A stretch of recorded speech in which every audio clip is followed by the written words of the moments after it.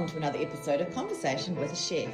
I'm Jo Ritty and I love sharing with you the conversations I get to have with talented and passionate chefs. It's the backstory, if you will, to the food they're putting up. I begin today by acknowledging the Wurundjeri people of the Kulin Nation, traditional custodians of the unceded land where this conversation takes place, and I pay my respects to their elders past, present and emerging. Nick Deligiannis and I last spoke almost 3 years ago at Audrey's in Sorrento in the thick of summer service and seafood season. Now he's at Bar Sophia in Glen Iris, a Greek wine bar built around one key limitation that's also its best feature, a woodfire oven and no stoves.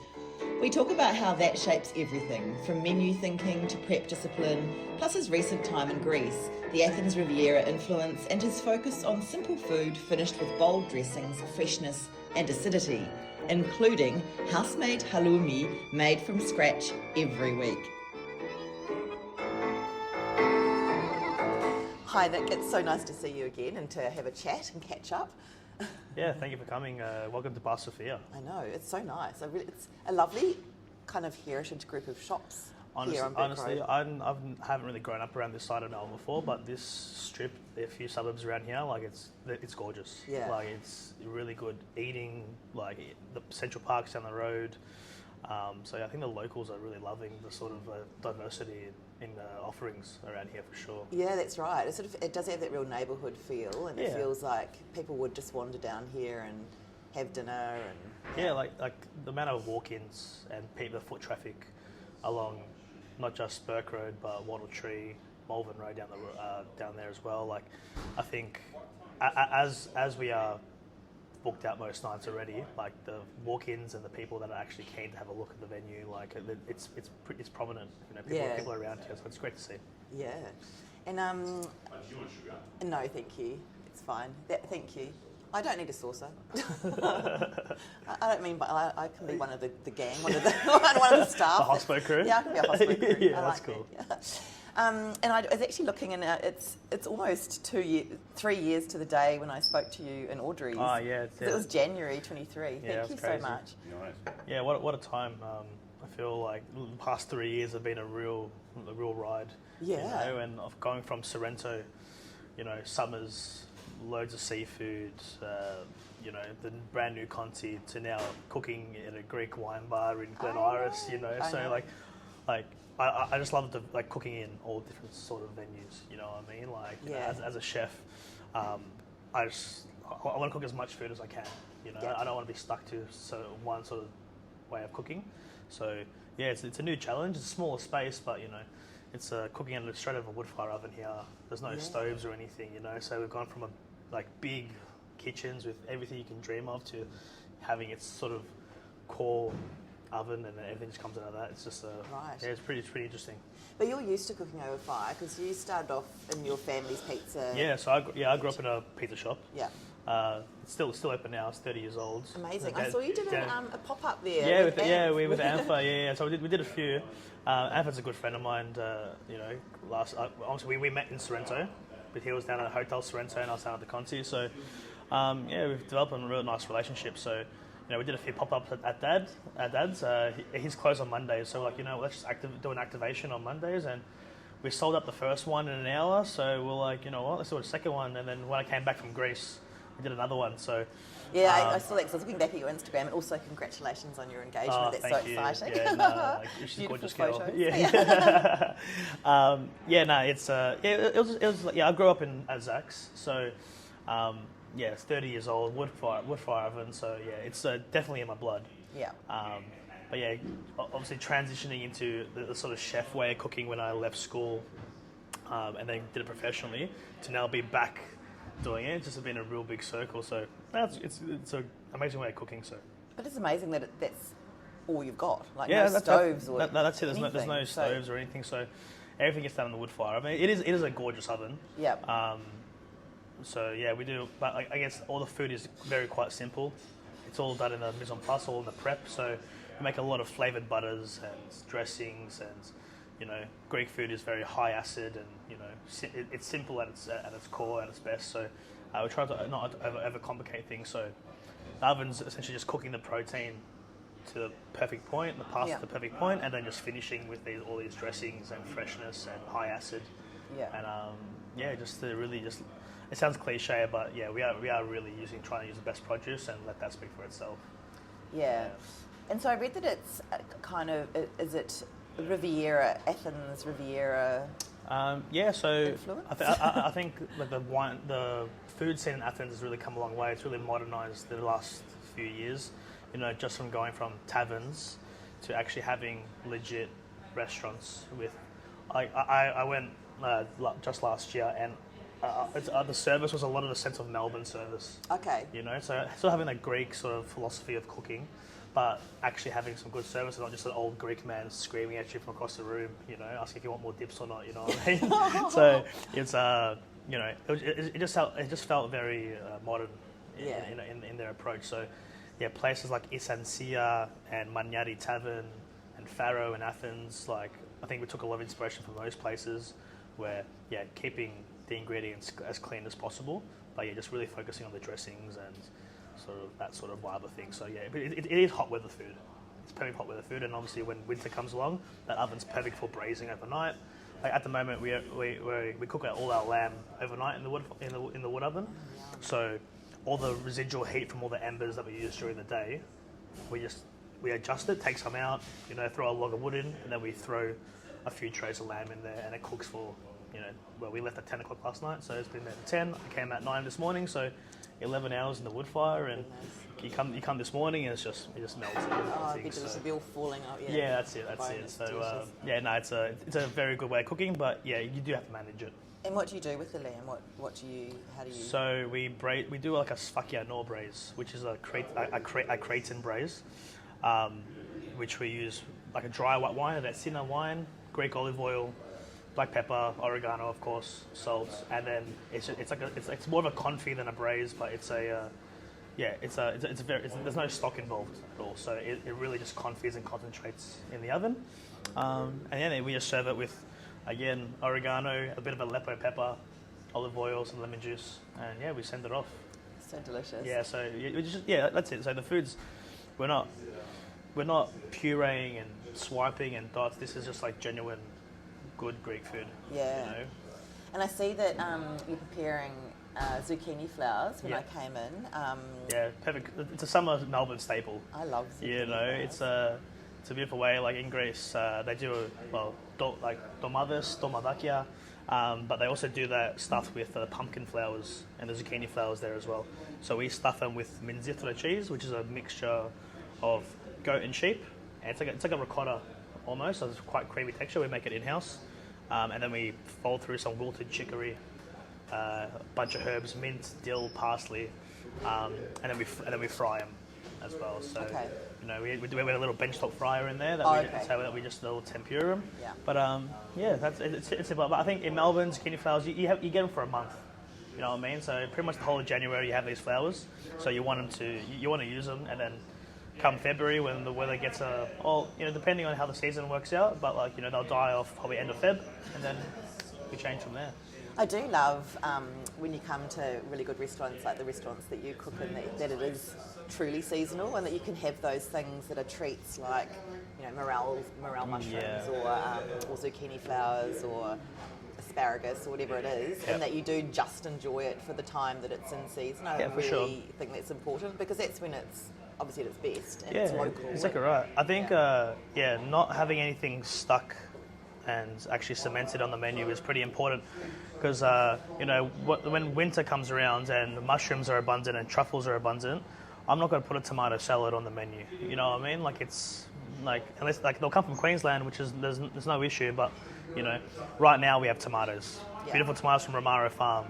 You know, so I'm going to use them now, and then so you have them from December till February, March, and then come winter, we'll use mushrooms, we'll use truffles, a lot of root vegetables, that sort of stuff. So, you know, the beetroots, all that sort of gear. So, you know, we really need to keep, and I think that keeps the offering really sort of stimulating for people as well. You know, like, I don't want to be a Greek wine bar that has to have a village salad on the menu. A Greek salad on the menu, you know, that's just it's just stereotypical, you know, it's just not we're not giving the consumer what they deserve. And as you say, I mean, things have changed in Greece as well, especially around Athens. And I feel like we've had a new wave of Greek restaurants in Melbourne recently where people now don't feel like they have to conform to this Melbourne idea of Greek restaurants, right? Yeah, so, it's great to see. Yeah. It's great to see the abundance. Like, you know, I think everyone said this, but like, there are a lot of Greeks in Melbourne. Yes. And for a long time, my mum came on a boat here in the 60s. Right. You know, and since then, there's more Greeks here than there is in Thessaloniki. You know, up north, the second biggest city in Greece. You know, so you got Athens, then you got Melbourne, then you got Thessaloniki. You know, so it's just crazy, so like, it's amazing the Greeks eat here, but yeah, it is very, very stereotypical the way the restaurants have been. You know, your trio of dips, your saganaki, you know, what else? Your kleftikors, that sort of stuff. You know, there's just like it's been the same for a long time, and I like seeing this new age, like my generation of cooks as well. Really, not bastardizing anything, but just really embracing the parts of Greece, Crete, the Cyclades, you know, the Peloponnese, that sort of stuff. So it's good to see that people are actually exploring what Greece is about, you know, because there's a lot to offer besides saganaki and Greek salad. Yeah. You know what I mean? So that's right. It's great to see, and like there's space for more, you know. Like Greeks love eating food, and I think people like eating Greek food. Yeah. Yeah. Now, yesterday I was in a cafe in Cheltenham and I had halloumi, and I took a really great photo. But my partner was like, "Oh, is that halloumi?" And someone he worked with on a construction site, they would always have barbecues, and a Greek guy, and he'd cook halloumi. And then I was reading that you make your own, so I felt like, because we just had this big discussion about halloumi, I'm like, Charlie makes his own halloumi. So is it a tricky process? Does it take some time? It is time consuming. We use Gippsland Jersey Yep. milk, so unhomogenized stuff. So it takes about 4 hours to get it to a point where I can portion it to cook it. So, you know, it is a bit temperature focused and whatnot. So we take the milk to 32 degrees, add some vegetable rennet to it. Then it's all about patience. So we cut the curds here, stir them, make sure we get to a proper temperature, let them sink to the bottom, strain it, press it, and then we have to poach it. The poaching is what makes the halloumi not melt in the oven. So yeah, we poach it for 40 minutes, and then we have to brine it. So because obviously it's just a fresh curd before you brine it. So once you brine it, that imparts all the salts. You know, the brining process is actually pretty interesting because you can add any flavors to this brine, and the halloumi will just soak it all up because the fresh curd's like a sponge. So we just do straight salt here, but you could add thyme, rosemary, any hard herbs or whatever to it. So it's a pretty cool process because you can really impart a lot of flavor if you really wanted to. And then we just roast in the wood fire in a cast iron pan, and we just serve it with some lemon and olive oil. Just keep it at its core, you know. And it's it's not rubbery. It's like a marshmallow. It's probably the best way to sort of describe it. And it just sort of encases. It's like a small, like, you know, when you have a marshmallow over a fire, you get that little crust on the outside. Yep. And it's just a beautiful way of eating halloumi. You know, it's not rubbery. You know what you expect. I feel like I need to come and try that because I've never had fresh. Oh, haven't you? No. Oh, yeah. You have to try it because it's just a beautiful way of eating cheese. Yeah. For sure. And like it's just like the great story of sourcing the milk from Gippsland, getting it delivered here. They come in stacks of 10 liters. I'll probably make it about 60 liters of halloumi a week now. So, you know, it's a big part of my week, but it's definitely worth the labour. Yeah. Definitely worth the labour, and do you have another prep kitchen? No, that's it. That's it? That's it. That's everything in there. Oh, wow. Yeah. Hey, honestly, man, like a small kitchen is a blessing in disguise. From personal experience, I've worked at some really big kitchens, and chefs can get lost in big kitchens, and they rely on the space, and they spread out, and that's how they sort of develop bad habits and whatnot. So in a kitchen, you have to know how to use your space efficiently, cook efficiently, stay clean, and actually it takes a lot of discipline to cook in a small kitchen because, you know, it's one wrong pot somewhere, one wrong tray somewhere, and it hinders your whole flow. Yeah. You know, so but like we fit 3 chefs in there on a service. Yep. So yeah, I think it's good space. One person doing the pass, one person doing the oven, one person plating all the cold food, all our like sort of raw seafood. We do 2 dips here. So yeah, it's a small space, but it gets the job done. Like, you know, like we seat 48 in the main dining room and 12 at the bar. Okay. So we do 60 at some, but like you'll do 2 full turns on a Friday, Saturday.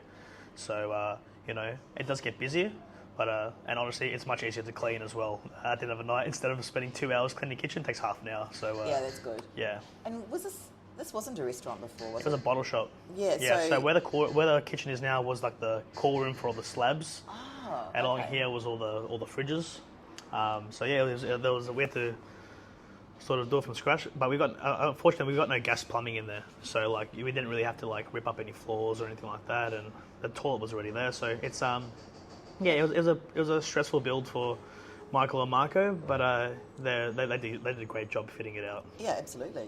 I'm always so amazed by venues, like, you know, the ghost of what was there before, and you know, like Junie in the city was an office works, and I just think that's so astounding. Oh yeah, the rooftop, to turn an office works into a restaurant. Yeah. And then and here, you know, like a bottle shop into a restaurant. Yeah, that's so great. it. So like I think it's cool being the first sort of the first restaurant identity in a space as well, because there's so many times you go into you open a new restaurant and people have these memories of previous businesses.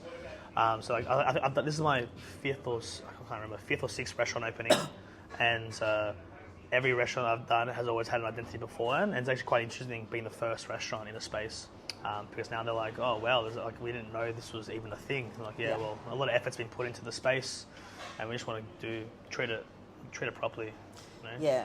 So since I saw you, I mean, when I spoke to you, you had already won Young Chef of the Year, and then Audrey's, you got a hat. Well, the restaurant got a hat. Yep. But I think it's because of you. So that idea of awards and accolades and ambition, where does that sit? Where are you now, 3 years on? I think winning those awards is amazing for morality and giving you the confidence boost that you need. But I think once you win those things, it's sort of you don't have like a sort of pressure on you, but I feel like it doesn't really. It doesn't really matter a whole lot in the scheme of how you cook and how you approach things, because I think the real sort of satisfaction in these jobs is does a team stay with you? You know, is the culture good in the restaurant? Just you know, is the restaurant busy? You know, so absolutely, I'd love to win more and all that sort of stuff. But I think more importantly, it's like, is my team happy? Am I happy in the job? Are we busy enough to, you know, have more team members, that sort of stuff? So, you know, being acknowledged for doing your job is amazing, and like, you know, I've been through that, and you know, I hope there's more. But yeah, I think the more. But yeah, I just really like working somewhere where I'm happy to come to work. Absolutely. And that to me it might sound cliche, a bit corny, but like it really, if you work more than 40 hours a week in a space, you know, you want to enjoy it. It's absolutely. Yeah, that's it. You want to really enjoy it. So yeah. And so are there things when you were in Greece? Are there things that we just can't do here because of produce or things, or can you replicate what you had? I think the biggest thing you probably can't do is probably beach dining. Is probably the biggest thing here. Like, oh mate, like I'd kill for a restaurant on the water in Greece, just be slinging fried seafood and, you know, really clean produce and that sort of stuff. In Melbourne, like, you know, I reckon that would be amazing to produce, but I think maybe our weather is probably a little bit too inconsistent. The best way, put it bluntly. But yeah, I think Greece and Melbourne have a lot more in common than people do take it. You know, obviously it's very hot in Greece during the summer and all that sort of stuff, and obviously the tourism is massive and people expect a certain product there. But yeah, like I think the more that these chefs travel and these restaurants travel, it all becomes sort of a bit more similar in regards to like I said before, the service reminded me of Melbourne service. Yeah. And they actually took it seriously. It wasn't someone just screaming at you. Yeah. So, yeah, it was just I think there's more in common than people give it credit for. Yeah. But honestly, eating some fried calamari on a beach somewhere in Greece is like one of the best things in the world, and no one can take that away from you. But yeah, I think that's maybe something we probably can't do here as often. Yeah. But yeah. Thank you. I'm aware that you have to get ready for the lunch service, but I'm definitely coming back and having halloumi. For sure, and for all of sure. the And things. let me know when you do. Thank you. Thanks so much, Nick. No, thank you, Joe. Thank you. Thank you so much for listening to this episode of Conversation with a Chef with Nick Deligiannis at Bar Sophia in Glen Iris. You can check out all the goodness on Instagram at barsophia.melbourne. Sophia is a PH. Or get down to Burke Street in Glen Iris near Central Park and check it out for yourself. If you'd like to hear more stories from other chefs, I'm also on Instagram at Conversation with a Chef. You can read this chat online at www.conversationwithachef.com, and of course follow me on Apple and Spotify podcasts. I would love it if you told a friend about my chats. I still think it's the best way to get these delicious stories out into the world. Once again, thanks so much for listening. Have a great day and bon appetit.